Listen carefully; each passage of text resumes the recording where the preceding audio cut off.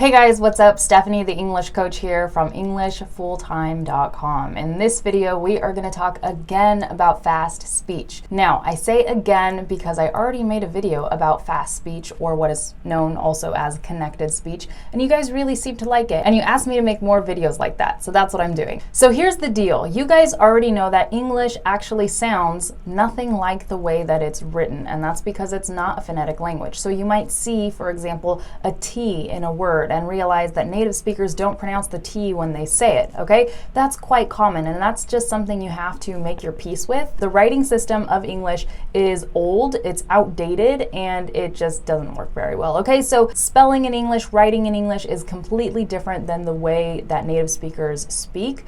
And when we are speaking in casual conversation, we combine words in many different ways. So as long as you're paying attention to the way that we combine the words, you can imitate us and do this too. You just really have to get away from trying to pronounce things the way that they're written, because if you separate every single word in a sentence, you're gonna sound like a textbook. You're not gonna sound natural. And you know what? Even though every word might be clear because you're clearly pronouncing them, it'll be difficult for native speakers to understand you because they really have to focus on what you're saying and put the words together in their head, okay? Because it'll sound choppy. So for example, if I say, "Hi, what are you doing today?" Right? That's kind of slow and it just sounds choppy. You're like, whoa, what is she saying, right? And if I just say, "Hey, what are you doing today?" Okay, what are you doing today? I'm sure you understand that and it sounds more natural. Okay, so we're going to talk about phrases like this and words that get reduced when we're speaking in casual conversation. And actually, I want to go back to the example that I just gave, "What are you doing today?" Because in the first video that I made about fast speech, the example that I gave you was, "Hey, what you doing later?" Right? What you doing later? We don't always say, "What are you doing later?" because that's just way too choppy. We say, "What you doing later?" But we can also say, "What are you doing later?" What are becomes whatter. What are you doing later? What are you doing later? Okay, and I wanted to give you that example because when I watched the other video, I realized, oh, that's not the only way we say it. Okay, so with fast and connected speech, sometimes we combine the same words differently. So what are you can become whatcha or what are you? What are you? Next, the word especially, okay? When something is especially funny or especially interesting, the word is especially. It's spelled with an E in the front, so it looks like it should be especially, but the way we say it is just especially. But here's the thing, in fast speech, when I'm just talking in a regular conversation with somebody, I don't really say especially, unless I'm really exaggerating the word and trying to draw attention to it. I just say specially. Like, I really like dessert, especially chocolate ice cream, okay? Specially. Now, the reason why I'm telling you about this is not just for the pronunciation, because I think a lot of you know that we say specially. You've picked it up. But what happens is sometimes when you write comments on my videos, you say specially in the comments, and we don't do that. We don't write specially, we only say it, okay? We write especially. The next one is similar, excuse me. If you're in a formal situation, you're gonna say, "Oh, excuse me, I'm sorry, I didn't understand you. Can you repeat yourself?" or something like that, okay? Excuse me. But if you're just at the grocery store and someone's in your way, you can say, "Oh, excuse me." We take off the X, okay? So instead of saying, "Excuse me, you are in my way," excuse me, you're in my way, I just say, "Oh, excuse me." Okay, the next word is fundamental. Fundamental, fundamental. Now this is a pretty long word, and words like this get reduced all the time. And I said this the other day, but I didn't say fundamental, okay? I said fundamental, fundamental, okay? So I actually said fundamental.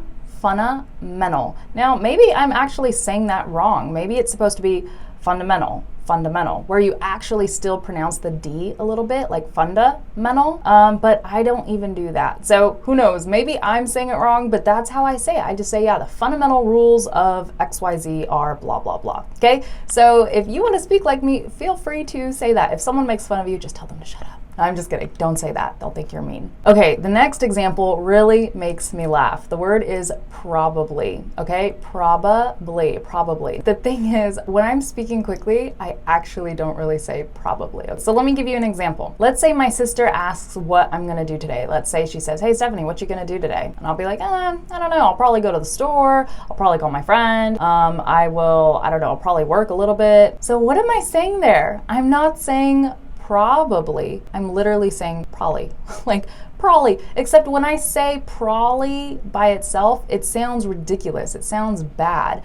But when I'm speaking quickly, I'm saying probably, but I'm saying it very, very fast. I'm not saying probably, I'm saying probably. Look, I'll probably go to the store later. Probably. There's no way I can say probably that quickly, okay? So I'm eliminating a ton of sounds so I can get it out of my mouth fast. Anyhow, I didn't realize how much English speakers reduce sounds until I started really paying close attention to it for you guys so I could make more videos like this. And I'm realizing, yeah, we reduce sounds all over the place. So I'm sorry, English is really hard, but you know, you guys are doing good. And the fact that you're watching these videos and you're learning from them and you're improving your own speech, it shows how dedicated you are. So just keep it up, okay? And by the way, that's an extra tip. It has nothing to do with this video, but a lot of times you guys say, hey, keep going. Like you really like something and you say keep going. In English, we don't say keep going. We say keep it up, okay? So it means the same thing, but that's like the English way of saying it. Like, I don't want to say the correct way. It's just the normal way. Okay, so keep it up. You guys are doing great. Keep it up. Next, the word comfortable. This is really hard for a lot of non-native English speakers to pronounce because there's so many syllables. Okay, so listen. Comfortable, comfortable, comfortable, comfortable. So what gets confusing, right, is the M and the F. Comf. So we put that together. We just say comf, comf, comf. It's really weird. It's I don't even know how I'm making that sound. Comf, like that, okay? The M and the F just get squished together. So comf, okay? Just say that, comf. Usually when I'm working with a student and I say repeat after me and I just make the sound and then they make it right after me, they almost always do it correctly. The problem is doing it correctly in other situations, right? You have to develop the muscle memory to be able to make these sounds quickly in natural conversation. So that takes time. But if you just repeat what I say, I think you're gonna do pretty well. Anyhow, so the big problem with this word is you guys tend to separate it and create syllables that are non-existent, and you might say something like comfortable.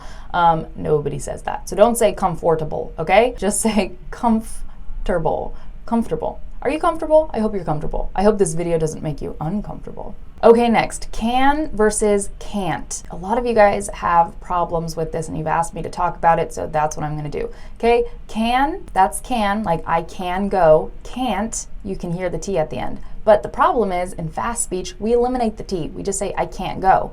So I can't go sounds a lot like I can go. Here's how you can tell the difference. There's a couple different ways. First, can usually has a longer sound, like we draw it out. I can go, I can go. Can't stops, okay? I can't go, I can't go. The A is a lot shorter. Now, the easier way to tell the difference is just to realize that we rarely say can drawn out like that. We usually say can, okay? Can, right? So check out this question. Hey, can you go? Can you go? Can you go? I'm saying can. Can you go? Can you go? Right? It's very, very subtle. It's very reduced. I'm not saying can at all. I'm saying, can you go? And then if you say can't, you say, no, I can't go. I can't go. So now there's a huge difference between can and can't. Okay? Can and can't. Can you go? Can you go? And can't. Hopefully that helps you tell the difference. Next, let me know. When I'm talking on the phone with somebody and I say, hey, maybe we can do this, maybe we can do this, let me know. Let me know what you think, okay? I'm not saying let me know. I'm not saying let me know. I'm saying let me know. Let me know. Let me know what you think. Let me know. Let me know, okay? Let me know. But I'm not even really saying okay? The sound just gets so reduced, it's almost not there, okay? So it's not really let me know. You don't want to say let me know, okay, and put the stress in the wrong place. Just say, hey, let me know. Let me know. Let me know. So practice that. Practice repeating it right after me, and I know that's gonna help you be able to say it better. Okay, the last one. This is actually something that I said to my husband the other day. I was getting up to get myself some tea, and I asked him if he wanted any. But I said, hey, do you want water or tea or anything? Okay, I was asking him if he wanted water or tea or anything that I could get for him, okay? And I realized I wasn't saying or, the word or. Do you want water or tea or anything? I'm saying okay? Do you want water or tea or anything? And then the water, that's kind of a tongue twister. So when I say it quickly, I say, hey, do you want water or tea or anything? Water or tea? Water or tea? Water or tea? It almost just sounds like water tea, right? But it's not exactly water or tea, right? You have to fall back on the R again. So water.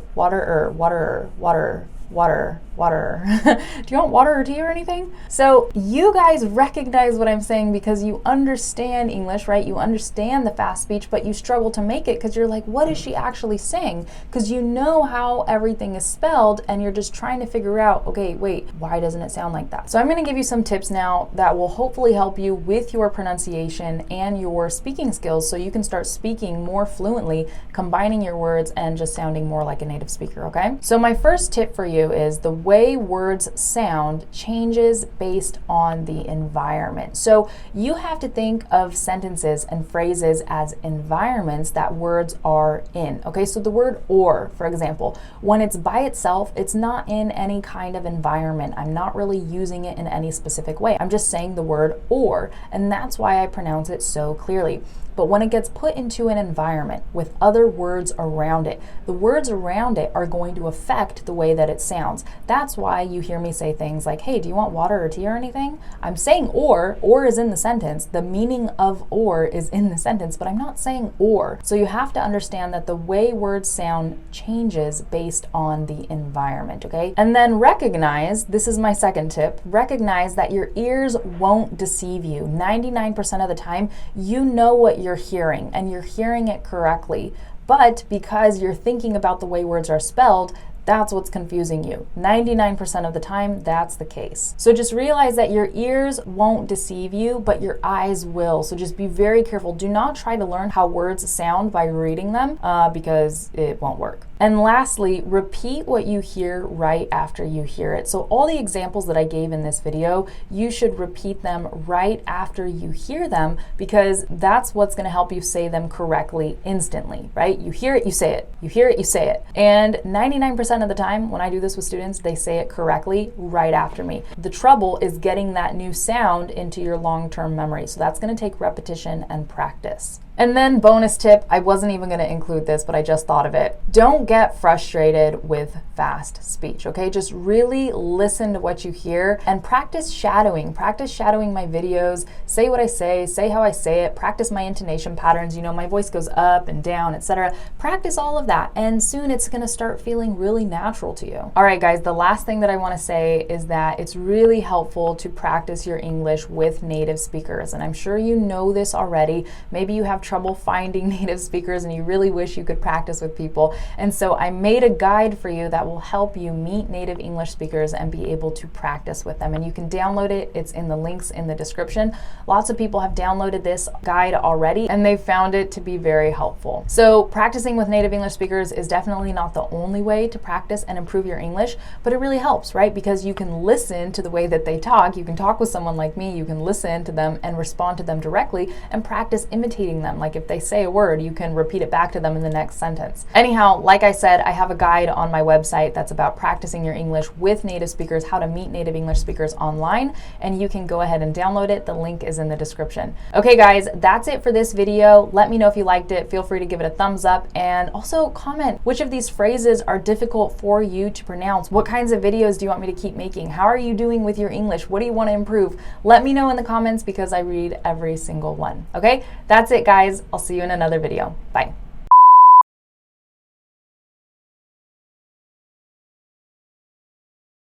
Now that's probably, I just said probably, now I'm getting tongue-tied, okay? The sound, it just gets so reduced, it's just like a hard to say, to learn, maybe, I don't know. But when I start saying it quickly, the sound changes a little bit. So I don't say comfortable. Yeah, I do. What am I talking about? Sorry.